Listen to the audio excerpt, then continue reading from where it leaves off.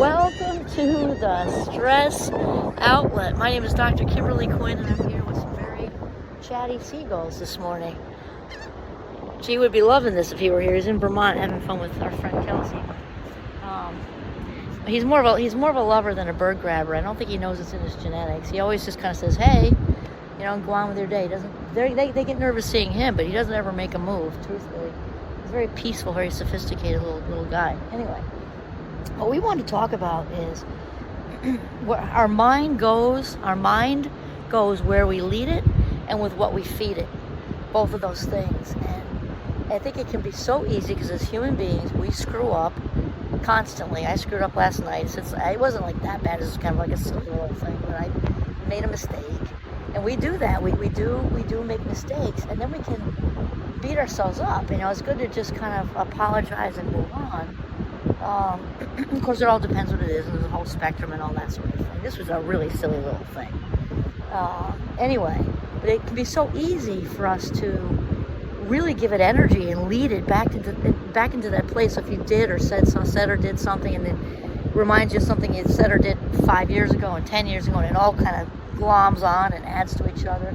Before you know it, we're going down a rabbit hole of shame.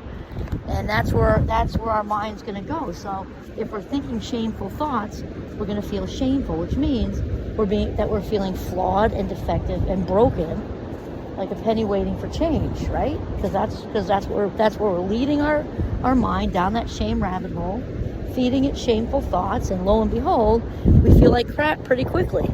Feel like we're not enough, we're not as good as everybody else, or we're defective in some kind of way. There goes my anxiety again, there goes my depression again. Why can't I get this right? I can't even do this right. And there it goes.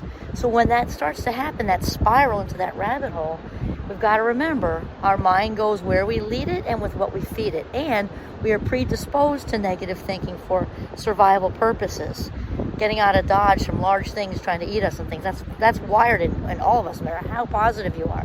So it's just a little bit of a heavy lift to kind of switch into where you sparkle and shine. However, like anything else, what we practice, we inevitably get good at it, and it gets easier.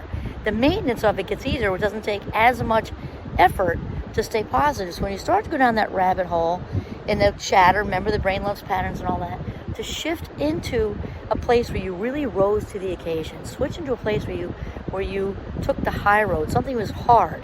Maybe you kept your mouth quiet when you were really right, but it was better to be kind than right, which it usually is. And maybe just think of it, because we've all, no matter how many mistakes we make, and we're human beings, we make mistakes all the time. We have plenty of moments where we also rose to the occasion in kindness. And think of that, where you lead it, you feed it.